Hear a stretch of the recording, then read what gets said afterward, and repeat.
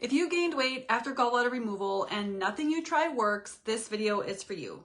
I'm going to share with you how you can lose weight after gallbladder removal even when nothing else that you've tried has worked. Welcome, I'm Lisa. I'm a nutritionist specializing in metabolism for women with fatty liver, no gallbladder, or an MTHFR variation. I am a former pharmaceutical chemist, but now I'm working on helping women understand the chemistry of their bodies so they can lose weight and feel alive and healthy in their bodies again. So many women that are struggling with weight loss are listening to the loudest voices on social media, and they're telling you to do things like stretching time between meals, going low fat, keto, low carb, fasting, or intermittent fasting. And these might not work for you because your digestive system is a little bit different. Without a gallbladder, things have changed a little bit. And so I'm going to be addressing how things have changed and what you need to do differently in order to lose weight in this video. So we need to address your unique challenges. And some of those challenges are you have different digestion. You might have nutrient deficiencies because you are not absorbing fat soluble nutrients as well as you did before. You might have an underlying sluggish liver.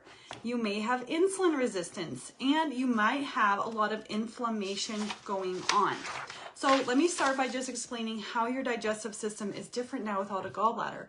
So the liver is an incredible organ. It does over 500 different things. One of the things it does is make bile. And then it makes the bile and then it gets stored in the gallbladder. But now without a gallbladder, it just drips all day long into your small intestine. So that means that there's two things that have changed. Number one is you don't have a storage tank for bile, and you don't have an ability to release a large amount of bile after you eat. And number two is the gallbladder concentrated bile. So now your bile might actually be a little bit thinner and not as powerful. Okay, so you have two changes now that you don't have a gallbladder. And that's not like, don't worry, because there's just some little shifts that you need to make in order to support your digestion now that it's different. And we need to support your body in what it needs. So what's not gonna work for you anymore is skipping meals, intermittent fasting, stretching out the time between meals, fasting for 72 hours, or doing something called OMAD, which is 1 meal a day.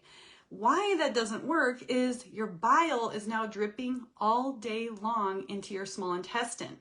So if you're doing things like intermittent fasting, skipping meals, stretching the time between meals, doing OMAD, your bile is going into the small intestine and there's no food to digest. So it could be irritating your small intestine, and you could be getting like irritation, inflammation, just because the bile has nothing to bind to, okay? And then when you do eat, if you're eating like only 1 or 2 meals a day and you're fasting, intermittent fasting, you don't have enough bile to digest the food once you eat it, because you're just getting a few drips. So we need to change the way, like your timing and dose of the food. So what you want to do is you want to eat small meals throughout the day.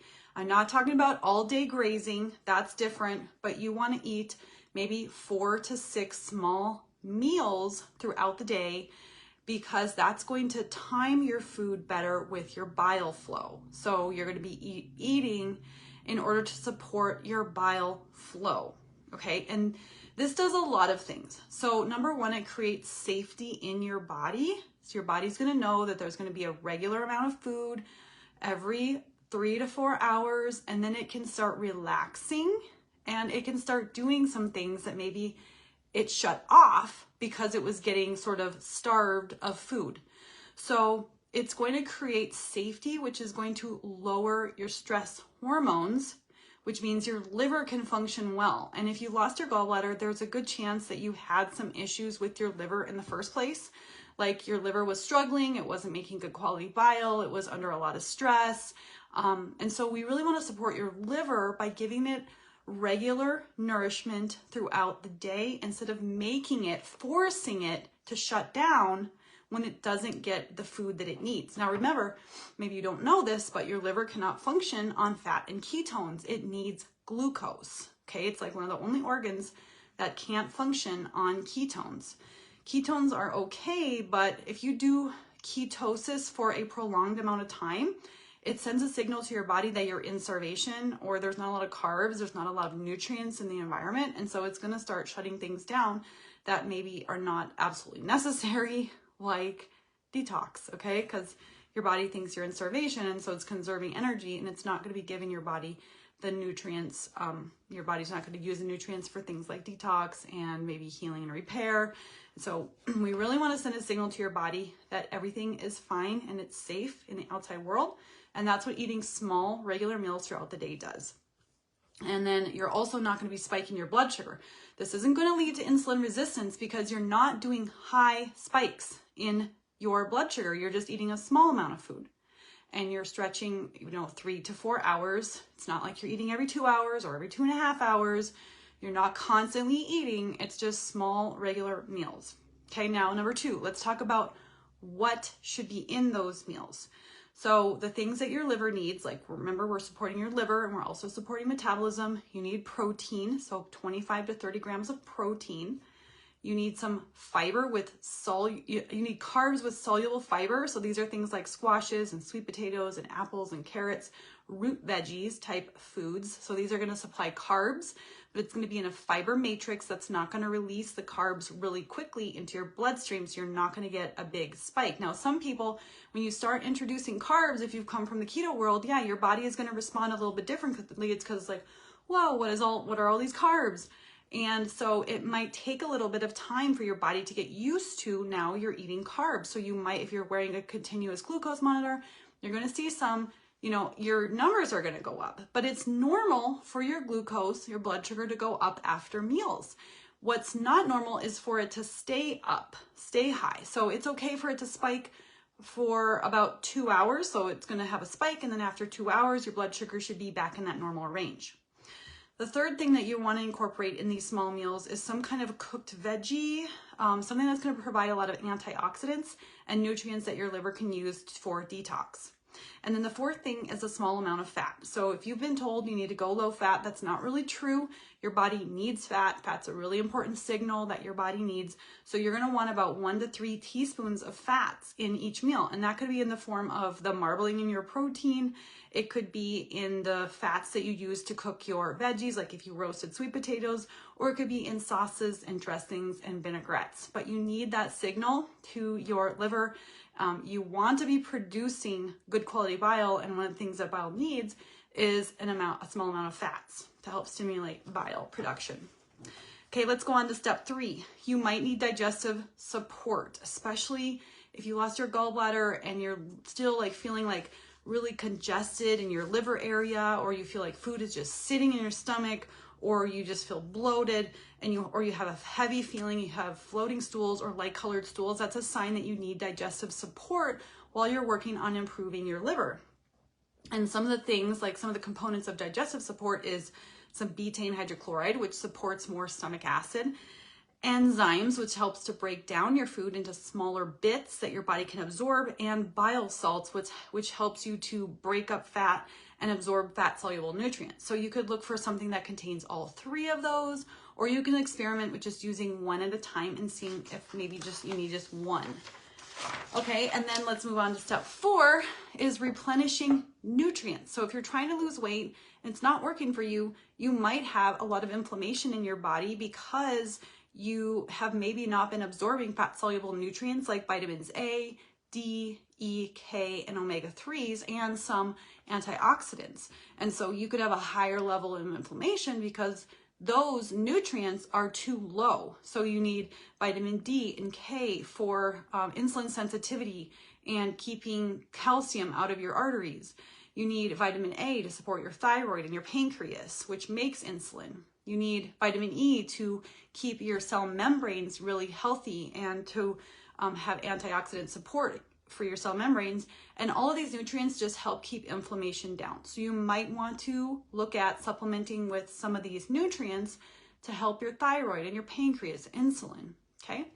And then the 5th thing is momentum and movement. So this is going to help you lose your first couple pounds after gallbladder removal, or even if you've lost your gallbladder and it's been decades or years since you lost your gallbladder and your weight just won't budge. This is one of the things that's gonna help you to lose those first few pounds, is you're gonna take the energy that you're gonna get. So you're gonna start eating those small meals frequently throughout the day, like 300 to 400 calories, about every 3 to 4 hours. And that's going to give you energy. It's going to boost your mood. You're going to feel good. And what are you going to do with that energy? You're going to start walking after meals. So at least 2 meals a day, you're going to eat and then you're going to move. And what that's going to do is it's going to improve your blood flow. It's going to improve your detox, and it's going to reduce stress. So try to do 2 walks per meals, 2 walks per day after a meal. And then if you can, leave your phone at home so that you can fully just relax and think about something else and not be on your phone. So let's just kind of go over the things that we talked about. So number 1, small meals, about 300 to 400 calories every 3 to 4 hours. 2, you might need to do, what's in the meal is going to be protein, 25 to 30 grams of protein, soluble fiber carbs, a cooked veggie, and a small amount of fat.